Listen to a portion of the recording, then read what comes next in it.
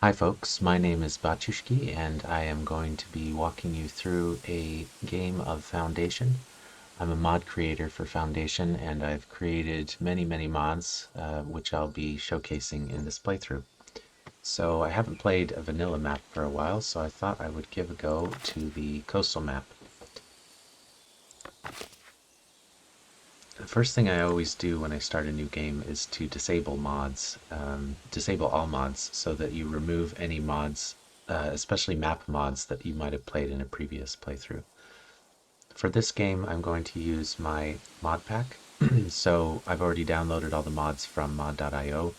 If you are downloading mods, you just go to the mod folder, go to browse mods, and for example, this playthrough I'm doing the Modpack.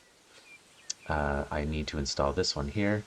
And if I click install, it'll ask me to install all the other mods that go along with that mod, which I've already done. So I'm just going to go back to the new game, having installed all the mods, clicking on Batyushki's mod pack. And what that will do is it will add all of the mods that are dependencies of Batyushki's mod pack. If you go down to the bottom, you'll see that the mod pack has two dependencies, group A and B, and then those in turn have their own dependencies. And I've set it up that way so that the mods load in the correct order. The A mods go first, and then the group B mods go second. If you want to take any mods out of the mod pack before you start the game, all you need to do is remove the three mod pack mods themselves, and then that will allow you to remove any of the other mods as well. So for now, I'm going to just keep all of them. So I'll go back to the mod pack, I'll add it. There's a couple mods that I've created recently that I haven't added to the mod pack yet. One is my cathedral, so I'm going to add that. And then the second one is Street Performers, a new version of that, so I'm going to add that. Now, Street Performers replaces an old version. So you can see I have in my mod pack the old version. If I take this out, the mod pack will fail to load because it requires all those mods. So I'm going to go ahead and just remove the mod pack mods for now. So now I have all the mods from the mod pack, but I've been able to take out one old one and add a couple new more ones. And if you wanted to add any other mods, you can do that here.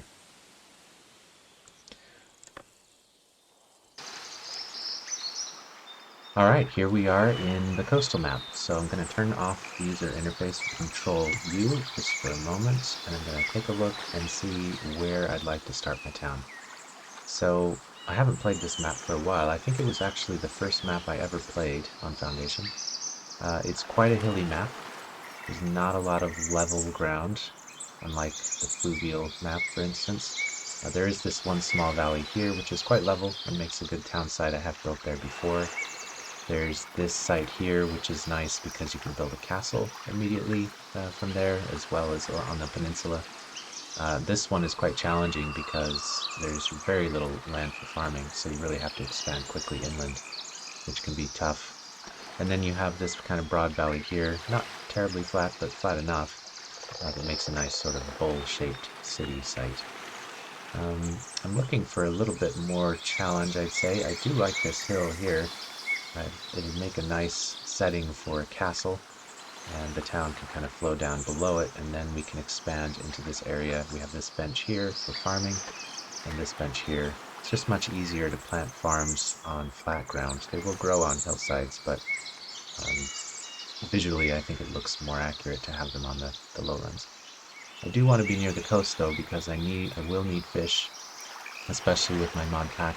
The Balancing for Realism mod reduces production of all items by 50%, so that makes food production quite challenging, especially during the winter with the Times and Seasons mod.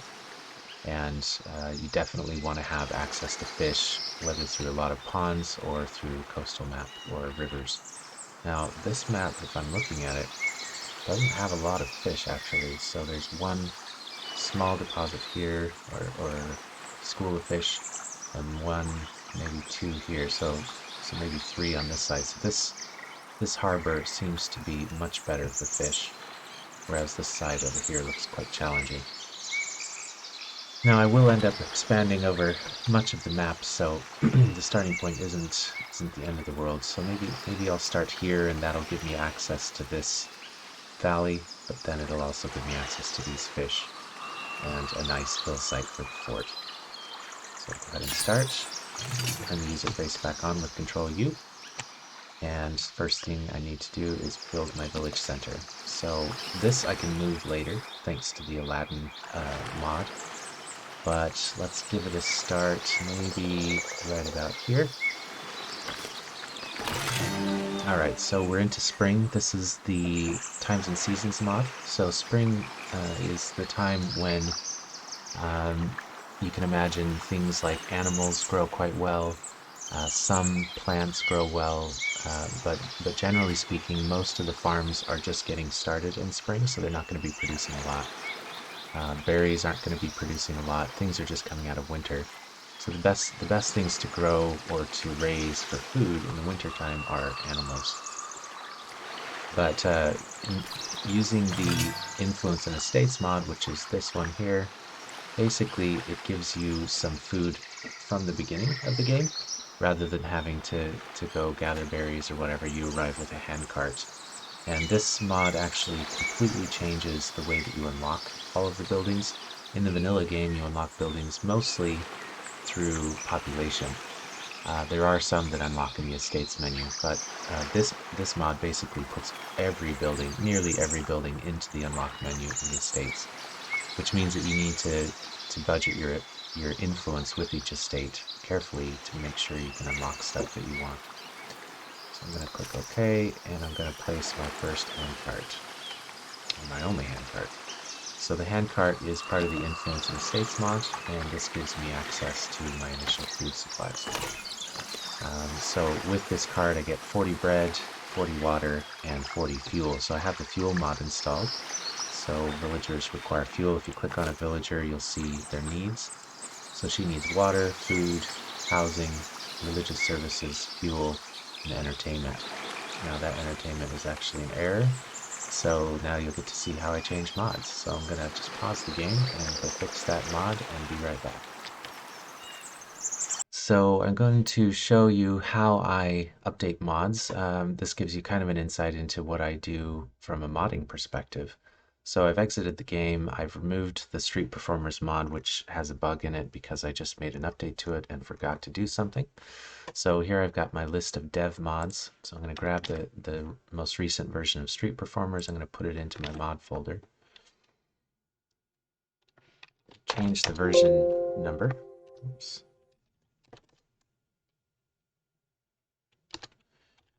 Delete the zip file from the previous version, and then I'm going into the JSON and Lua code.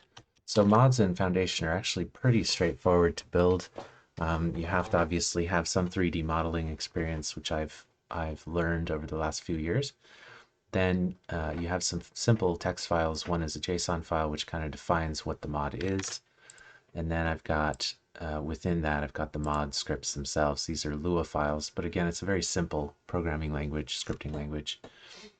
In here, I forgot that I had, during my testing, I had added the entertainment mod, or entertainment need to serfs for testing, but I need to make sure that's commoner. I can't remember if it's commoner or commoners.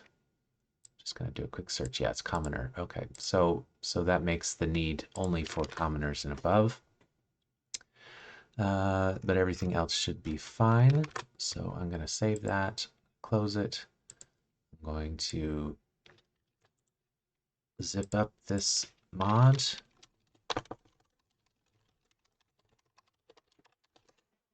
And I'm going to go into foundation.io. So this is where foundation.mod.io. This is where the mods actually live. And you can see in here, if I go to my own account, you can see all the mods that I've released. And the most recent one is Street Performers. So I'm going to go in here, I'm going to edit, go to Files, I'm going to add that new version.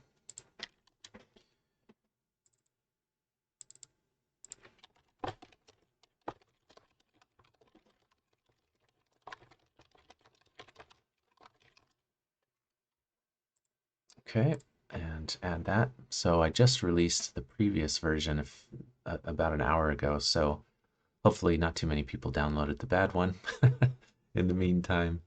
but now I just double check it's the same file size, so I made sure I uploaded the right file. I've got the new version.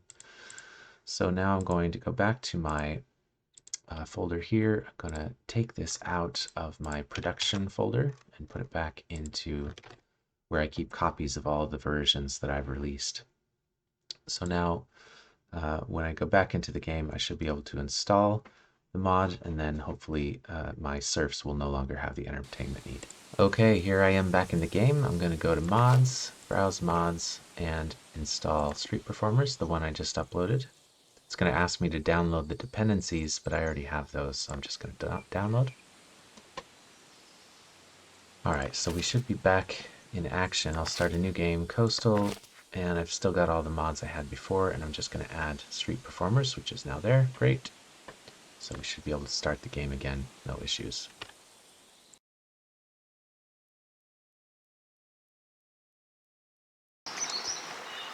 Alright, here I am again, and let's take a look here. We added the handcart before, so let's do that again. So I was explaining the needs of the villagers, so if I click on this fella here, we'll see that he has a need for water, food, housing, church, and fuel. And thankfully the entertainment need has been removed, which was the bug that I just fixed. So some of these needs, well, none of these needs actually activate until the villager experiences that consumption for the first time. So an example would be housing. He wants housing, but these two have been turned off by the vanilla game until they unlock. Water and food, he won't become totally unhappy until he actually has water and food the first time. And this is really important, especially for church, because churches are super expensive. So you should avoid trying to fulfill a need until you're actually ready to pay for the maintenance of that need. And in particular with churches, you should avoid building a church until you've actually got the income to cover the expense of maintaining that church. But that can be very important with the balancing mod, especially because gold will be more challenging, a lot more challenging than it will be in the vanilla game. So I can see that they've all gone and got their water, food, and fuel from the cart. And if I click on the cart again, I can see that the inventory has gone down. The cart also serves in the Influence and Estates mod as the first builder hut. So I'm going to go ahead and assign my first builders, which will unlock kind of the basic buildings of the game. So I can now kind of get my basic resources started. So let's go ahead and get started with that. So I have a bit of forest over here. So we're going to just do a little area for chopping down trees. We're going to get some stone from over here.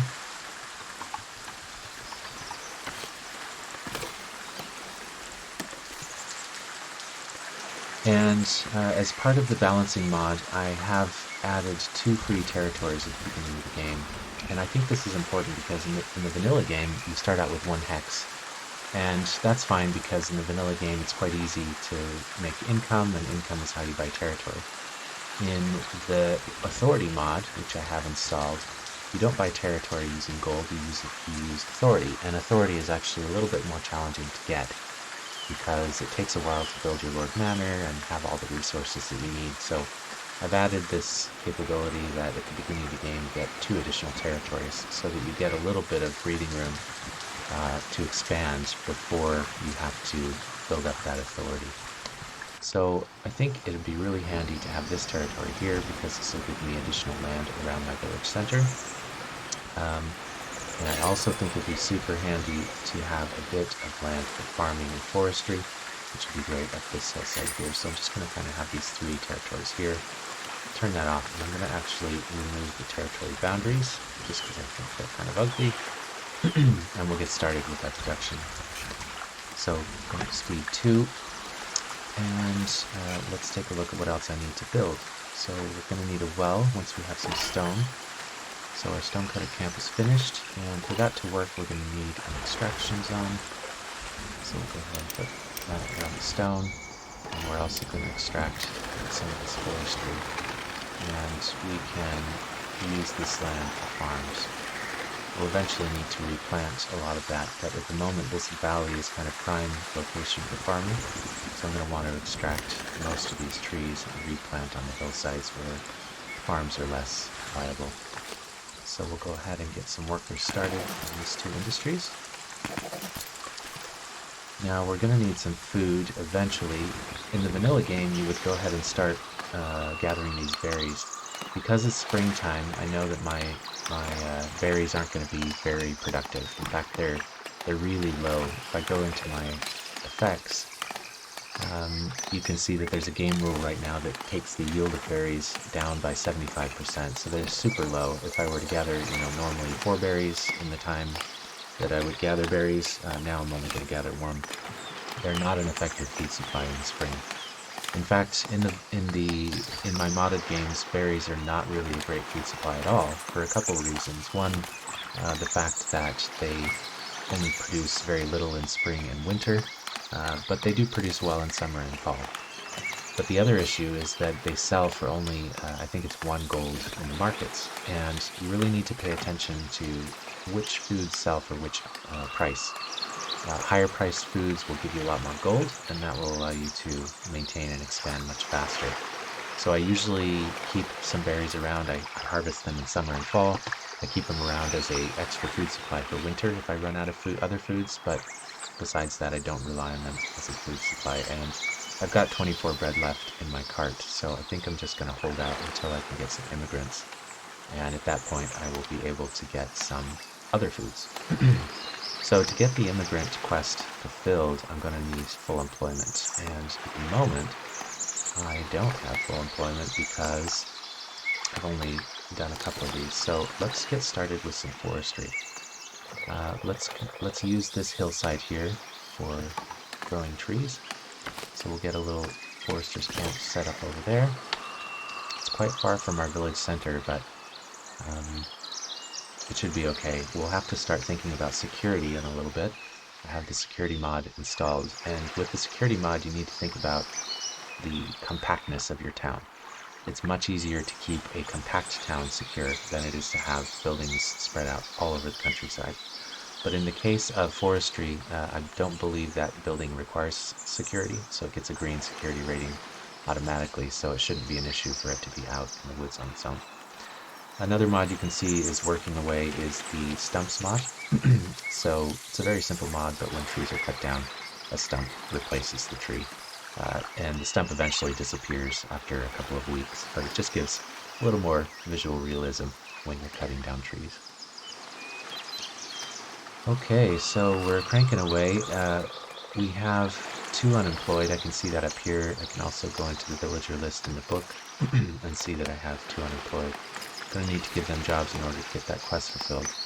So an option would be to build the berry hut.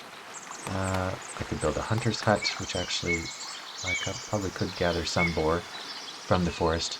Hunting is not a very efficient way of gathering food, but I could do it. I have this little forest here that I could set aside for hunting for the moment. So let's do that just as a starting point. Oops, wrong one. So let's get the hunter's hut here. And just get right on the edge of my village center. And I'm gonna do a little hunting zone here. Forest fits within my territory. With hunting, you probably know you need a thick forest for that. It works better. It's still not a great food source, but it'll start to produce something. You'll also notice that my villagers are chucking out rubbish. This is the rubbish mod. It's really mostly a visual mod. You can also gather the rubbish and recycle it and get a little bit of iron, wood, and stone. So you can see they're not very clean and tidy villagers at the moment, but as the village grows, we can start to address that. I don't even have yet the rubbish collector unlocked. I think that unlocks in a little bit. Alright, so let's go up to speed 3 so we can get these buildings built. So she's clearing the trees to build the hunter's hut. And I hope that they're making progress on my forester's camp. So when I'm building buildings, sometimes I like to kind of put the window out to the side so I can remember that I'm building it. Okay, so we're going to allow all types of trees to be planted, and we'll go ahead and add a forester. And we need a reforestation zone. So let's do that. And go ahead and sort of reforest this entire hillside, even the parts that aren't currently being used for trees.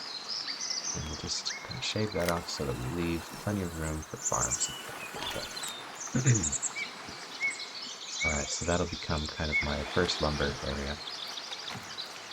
And the hunter's hut is ready as well. Now in Influence and Estates, I've given 2 hunters to the hut just to make it a little more balanced. I only have 1 person left. But when I add that, then I've employed everybody. Everybody's at 100% happiness, so now I get my first immigrants.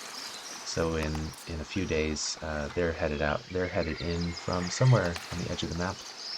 And they'll be here in a few days, and that'll allow me to start unlocking other food sources. So because I've been talking so much, I've been a little slow to build things. I'm getting down to 16 bread, which isn't terrible. That'll last me probably another week with the people that I have. But I am going to need that additional food quite soon. So I'm going to go to speed 3. Alright, so I'm in the middle of the month. At the middle of the month, you get the choice to take different actions based on the Influence and Estates mod. And this allows you to garner estate influence.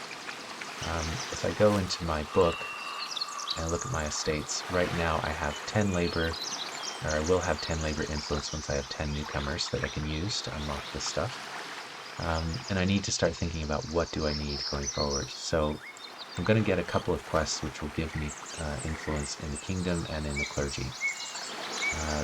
Primarily at the beginning of the game, you're focused on food, so I'm usually trying to get labor influence. So I'm going to be making sure that whatever decisions I make increase and protect my influence with labor, which is the people.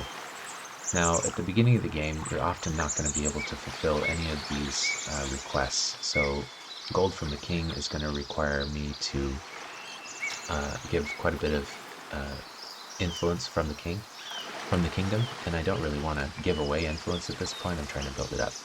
Declaring a special tax will give me gold, but again, I don't really need gold at this point in exchange for influence, and I definitely don't want to impact my influence. Increasing working hours will increase productivity. I'm not too concerned about productivity right now, and again, that would reduce my influence. So all of these choices today, this month, are going to reduce influence, which is not great, so I'm going to take no action. But a lot of times you'll get a completely random set of choices. I think there's 20 or so choices, and depending on the random set of choices you get every month, they can have a big influence on your ability to progress. So keep a very close eye on this window and start to kind of learn what are the different choices and what they might mean. Just to show you kind of how this works, if I click on declare a special tax, it'll give me a second window where it kind of explains more, and it'll show you the exact impact of getting the 500 coins and losing 10 influence with people. So you can always back out of the choice in that second window.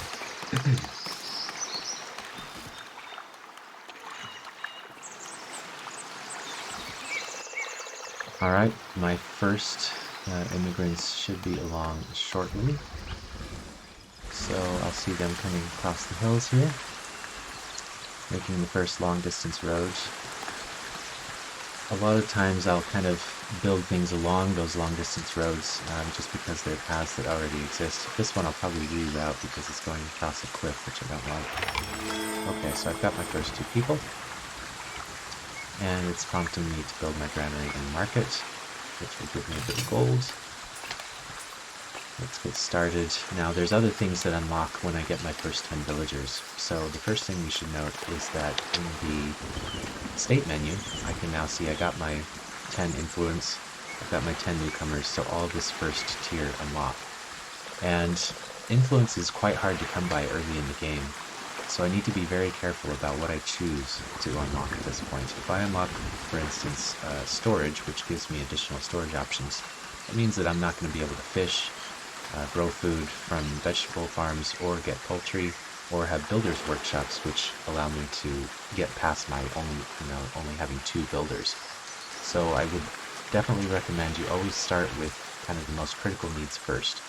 So in this case, that could be fishing. If I look at my territory boundaries, I do have a coastline, so I could unlock fishing and start to get some fish there. Poultry is the other one I would highly recommend. This allows you to get a very simple and basic food source, but poultry, if you remember, is not affected by spring. So if I look at, this is the weather, so spring, yields of berries and game are reduced because of spring, but not poultry. So poultry will give me much better yields during the springtime. So I think what I'll do is I'll go with fishing hut and poultry. That'll give me 2 food sources. And in the vanilla game, you might think, oh, I only need berries or I only need 1 food source at the beginning. But in this mod pack, especially with the times and seasons mod, you really need as many different types of food as you can possibly get, because each one is affected differently by the seasons. And there are also events that can happen that can reduce your food supply in one particular area, diseases that affect crops, or foxes that will eat your chickens. So having a single food source is a really bad idea, not only in this game but in real life. So we're going to make sure we get as many food sources as we can. So I paused the game just to give me a chance to do this. I'm going to go to the food menu, so now I have my poultry and I have my fishing. So fishing is easy to set up. This is the same as vanilla. I'm going to put my hut there, make sure that it's facing the water, make sure that my path is on land and it's free, and just check the requirements. So I need wood and tools, which I have plenty of. I'm actually going to build 2 of these because it's super important that we get as much food going as possible. Fish is a really nice food source in the Times and Seasons mod because it's not affected by the seasons at all. So we can get fish year-round. It's really, really important to get fish if we can possibly do it. So we'll do that, and then we'll start our first poultry farm. So we need to think about the layout of our town. So with the village center here, I could move it, but I think I'll just leave it there for the moment. I think as the town develops, I'll move it to somewhere maybe different, but this is a nice area for the initial town because it's going to have a road going through, plenty of flat areas for housing, lots of industry that we can build along the coastline. So we don't want to clutter up too much the village center with farms, because we'll need houses and churches and all kinds of things there. So I think what I'll do, I've got this sort of industrial area over here with trees, and I think what I'll do is I'll put a poultry farm here. So with the poultry farm, I have different animals that have different benefits and disadvantages. Chickens, they can produce either poultry meat or eggs. Eggs are nice because they produce faster than meat, poultry meat, but they sell for less in the market. So if I'm okay with the gold impact of selling eggs is actually the best option in terms of quick food source. These only produce meat. Pigeons produce only, I believe they only produce meat.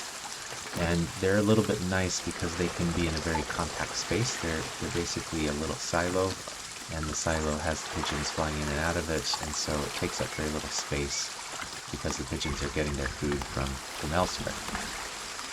And then you have a duck pond, which is pretty simple. It takes up a little bit of space, but it just allows you to hunt the ducks. So I think I always like the visuals of having chickens, so I'm going to just put a little chicken house here. You'll notice when you pull in chicken house, depending on, you'll get random models. So there's 4 different models of the chicken house. If you don't like the model you got, you just keep pulling in a new one until you like the one that you got. So it's just the same one, but backwards. I like this one here, so that's fine. And for the chicken flocks, at the moment, 5 or 6 flocks is a good idea, so we don't run out. They harvest the chickens every week, and every week they replenish.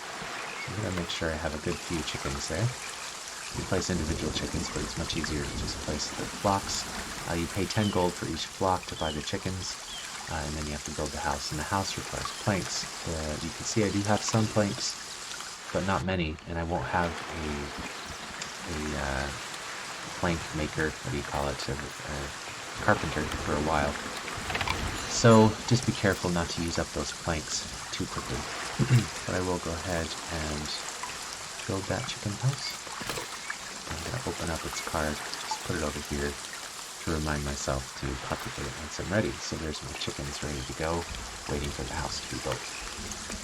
Okay, so I've got 2 villagers unemployed. Not a lot of employment options at the moment, but I am building those fishing huts and so on. I can't increase my builder pool because I'm stuck with just the handcart at the moment. So because I made the choice to go with food instead of builders for the unlock. I still have 6 bread, so that's good, because I'm going to need additional food very quickly here. But let's get started with the food logistics chain. So I'm going to need a granary and a market. So from a granary perspective,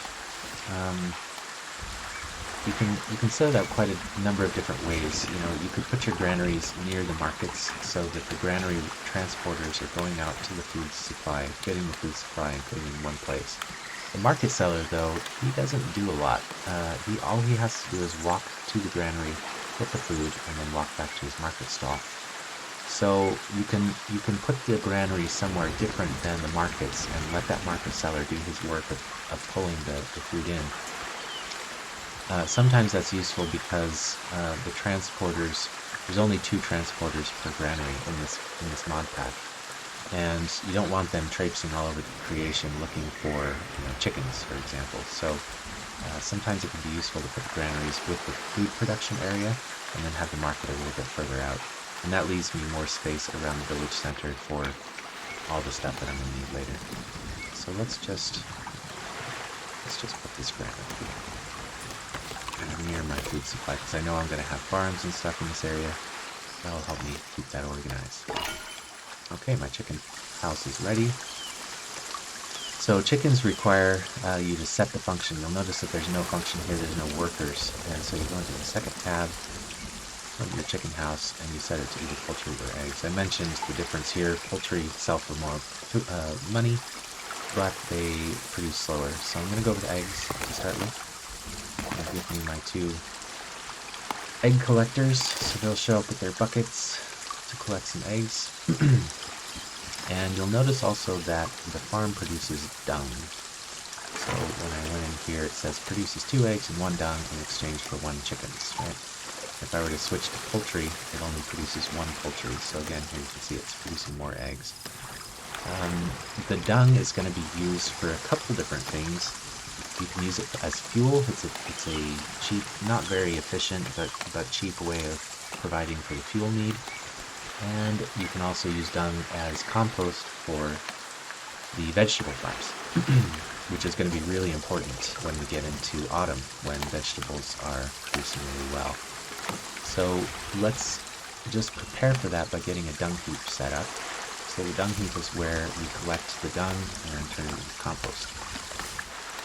Now, the dung heap has a negative residential impact, which doesn't matter for serfs, which is all I have at the moment, but later on, when I have commoners and citizens, I'm going to want to make sure that the dung heap is not right next to their house.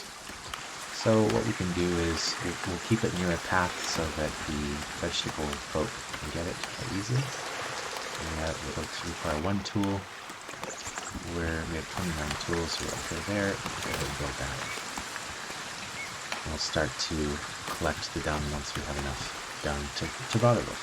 Alright, so now on to the markets. So markets are really important. Markets and wells, because they're, that's how you fulfill the needs of your villagers. So we want to make sure the markets are in a central place where all the villagers can quickly access them. They also have a strong residential desirability impact, so we want to make sure the markets are near where the main housing is going to be. And, for logistics reasons, we want to make sure the markets can easily pull from the granary. I've already got my little handcart here. I'm going to set up my first market right next to the handcart. Now be careful with this because it can be tempting to build a bunch of decorations for your market stall. Don't do that at the beginning. You only have so much cloth. It's going to use up resources that you may not even have, or that you have very few of, and you're going to need those for other things. So I would suggest you just build the table itself, which is 10 wood, and that's no problem. We'll have enough wood to do that. Now my wood supply is not great. My guys are cutting down the trees as fast as they can. We have lots of trees left, and our forester is busy reforesting the hillside so that in a while we'll have new trees to cut down.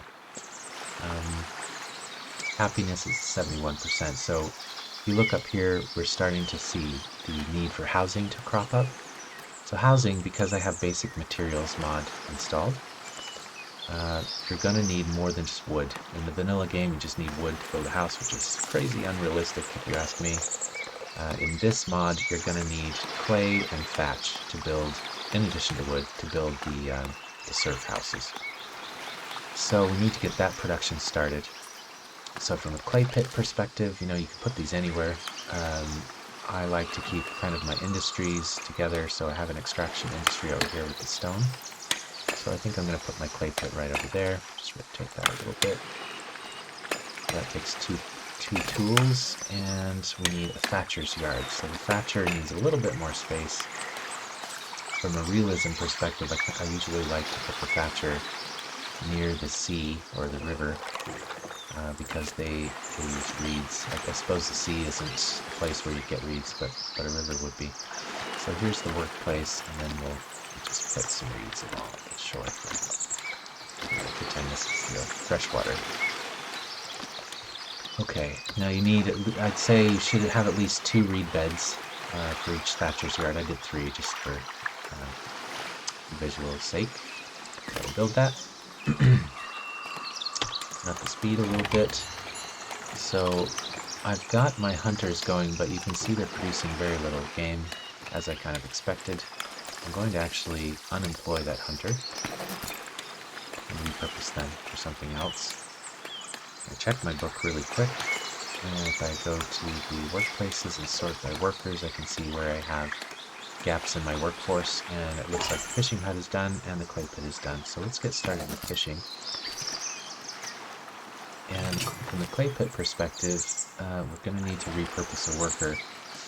Let's think about this. We have almost full stone, so if you look at this, oops, I right click on stone, the workplace is almost full. Most workplaces can only take 50, so both of my stone workers can be repurposed. So I'm going to add one of them here, so a miner to the clay pit, and then stone housing is ready to go. And we've got the granary built, so let's add a worker to the granary. So we'll go ahead and grab one of those miners, the last miner that's not repurposed. Okay, the granary now can hold my food, so I'm going to have fish, I'm going to have eggs, I've got some boar as well, some game. So that transporter will start to gather all of those items into one place. Now you'll notice I have loads of eggs already, which is great. So as soon as they move those eggs into the granary, I should be able to start selling it to the market. Now the problem is I don't have, look at this, I've already got a food shortage. I don't have a well and I don't have a market seller. So let's fix those issues. So let's repurpose our forester for the moment to become a market seller, and let's get the well built right away.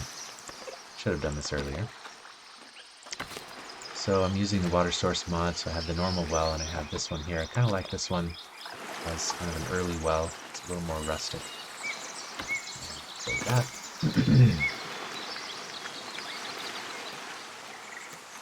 Okay, so my eggs are in the granary. My market seller should be able to take those because I've just assigned him. He was a forester, so he's probably finishing his job over here. And once she or he is finished over there, we'll get the food situation sorted out. Okay, my water is fixed, so that'll start to reduce that issue. And let's take a look at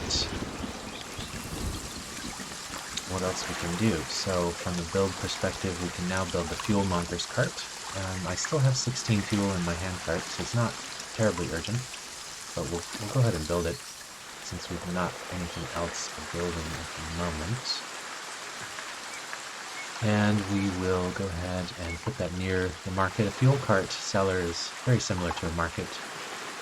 It's the same kind of concept. The only difference is that the fuel seller is not gathering from from a granary, they can gather directly from where a workplace. So you can sell dung, wood, or coal, charcoal. At the beginning of the game, because I have some dung and I want to use my wood for building, sometimes I'll use the dung.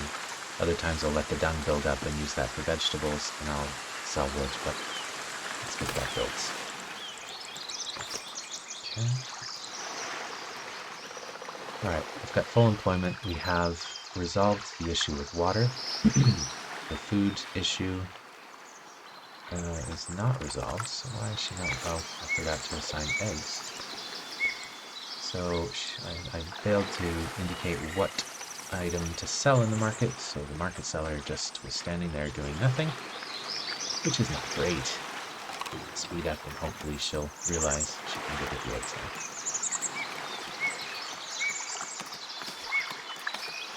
Alright, here she comes with 30 eggs. Don't trip. And she'll start to sell those at the market. So a really important thing to pay attention to, you may not really pay attention to this in vanilla because gold is so easy to get, but as people buy the eggs, you'll see the price, okay? So 2 sold for 4, that means eggs are selling for 2 gold a piece.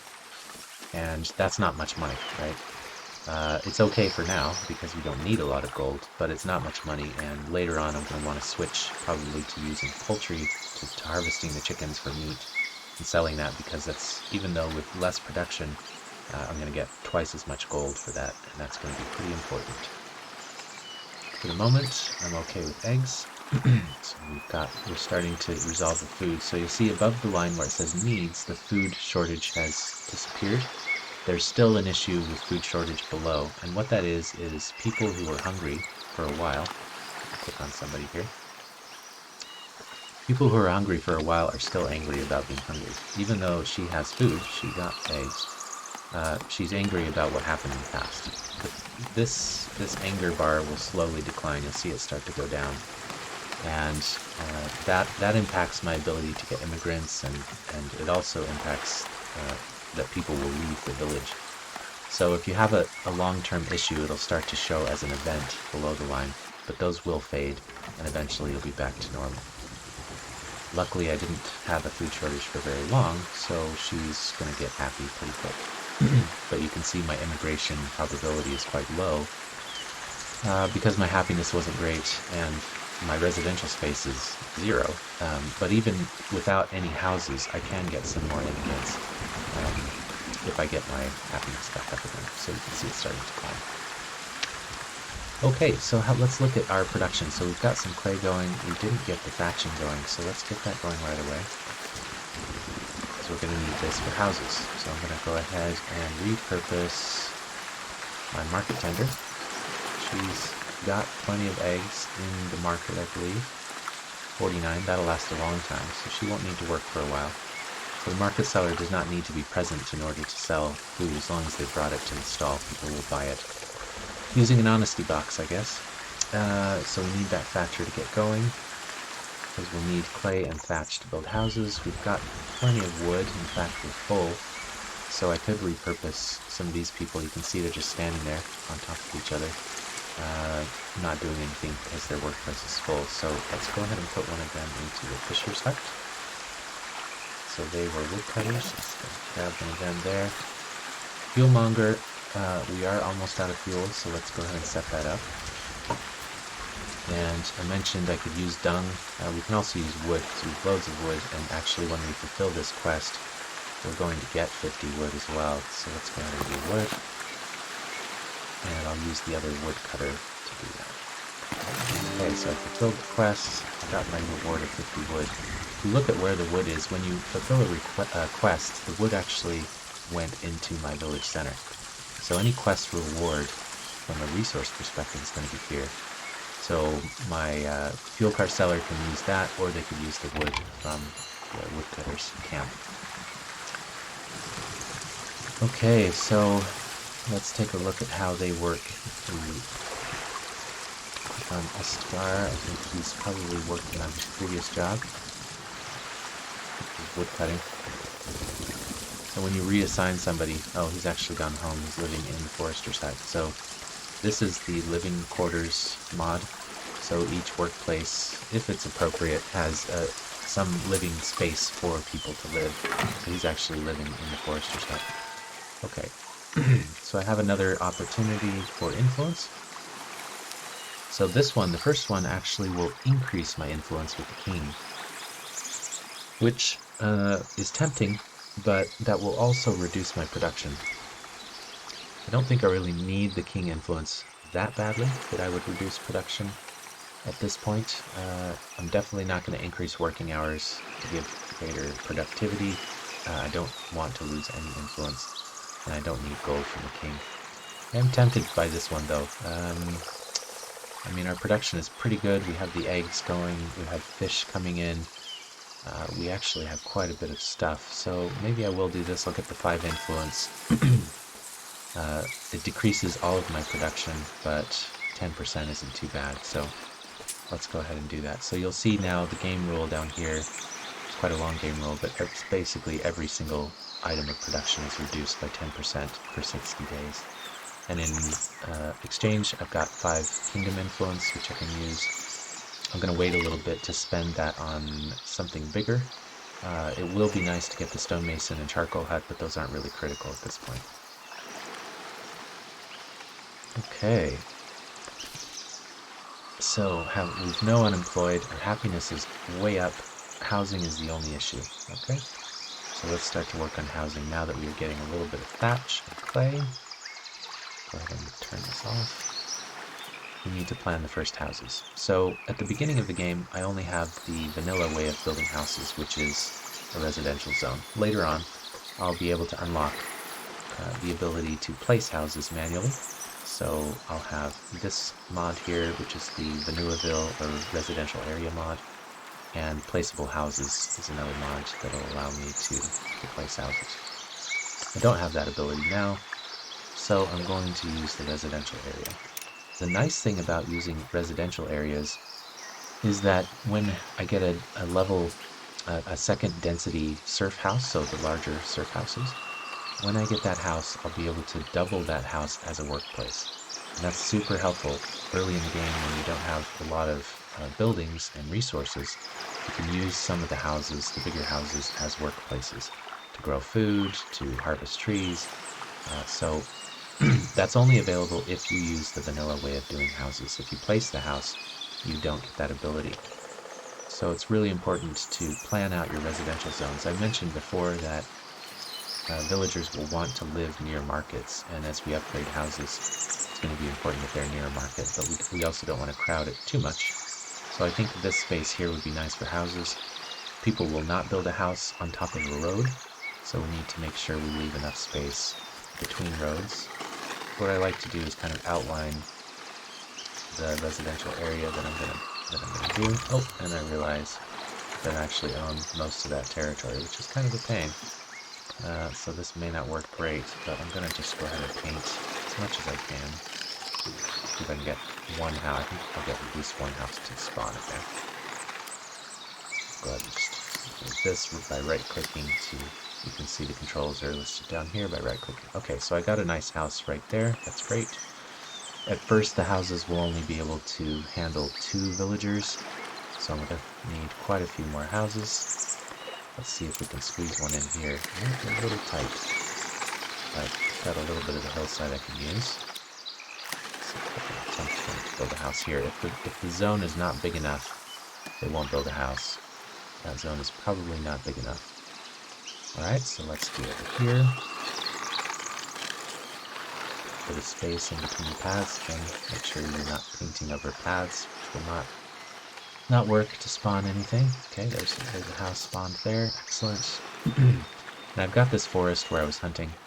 Honestly, that hunting probably just a bad idea to start with. I'll go ahead and get rid of that completely.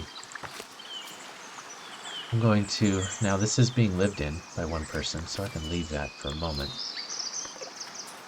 I will definitely remove it though, because I need a hunter's hut in the middle of your village as you grow. Let's see if we can get another house to spawn in that area. Hopefully there's no paths going through, but it's a little hard to see in there. But what if I go up here, I'll see the housing needs should start to decline as those houses are built. Now, as they spawn, you can click on the house, find out what they need. So they need wood, thatch, and clay. Now, how on earth did I run out of wood already? I'm not really sure how that happened. Is it because the builder will only pull wood from... I don't know. It appears I actually do have 40 wood, even though it says I have 0. I'm not really sure why that wood is not available. Oh, this is the fuel cart. Sorry, this is not going to... Okay, fuel cart has used up all my wood. Alright, so I'm going to turn him off, so I'm going to unemploy him. And I'll get him back doing something else. Let's check my list. So, forester, miner, woodcutter. Yeah, let's get a woodcutter back in employment. Now, my thatcher's yard is empty. Plenty of clay, because I built the clay pit first. It's unfortunate, because it's going to take a while for those houses to build. Increase the speed, but the great news is that I have loads of food. More than I usually have at this point in the game. I'm in month 2. I need to start thinking about the summer, which is going to happen. So the seasons are 3 months long. So I need to start thinking about summer, which will be vegetables and all that kind of thing. But at the moment, I'm kind of stuck because I have no influence to unlock anything here. I have just a little bit of influence here, which won't unlock anything useful. And I need to get housing built to get my immigration up. Now, I am finally into high. Because I've allocated space for the houses, they're a little happier about housing, even though they don't actually have a house yet. So I should get a few immigrants along, which will help fill out some of these jobs that I'm missing. We can also take a look at anything that I can build that I haven't built while we're waiting for the next tier of stuff to open up. So one thing I can do is I can go ahead and give a name to my village. Now there's a couple ways to do this. There's the book. If you go into the book here, you can name your village. So let's think of a good name. We'll call it Cliffside. And using the map marker mod, I can actually put a label on the game itself. And I kind of like to do that sometimes. So I'm gonna just stick this here at the village center. And click the map marker. I'm gonna rename it. Called Cliffside. What that does is it just adds a little label up above the village. And I'm going to set this to size medium, and I'm going to make it a little higher above the village. So as I expand into different areas, I like to name different places as I go, just so that I remember what places are called. It gives it a little bit more character. You can hide these, hide it this way. And once we have a Lord Manor, we can also hide it in a different way. And that will leave it. Alright, so wood is an issue. Food is fantastic. So let's see, we should probably repurpose somebody from food into lumber camp. Let's see who we got here. We can probably take... you know what, the transporter. We'll take them because... The workplaces won't fill up too quickly. And the transporter doesn't need to really work as long as there's enough food in the market. And there's 21 eggs. Alright, let's crank up the speed and get these people to work.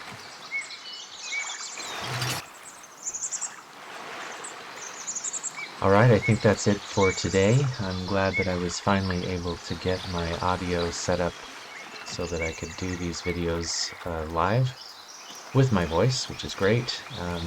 Next time we'll start to expand the village, we'll finish our houses, and we'll start to build our Lord Manor. So see you then.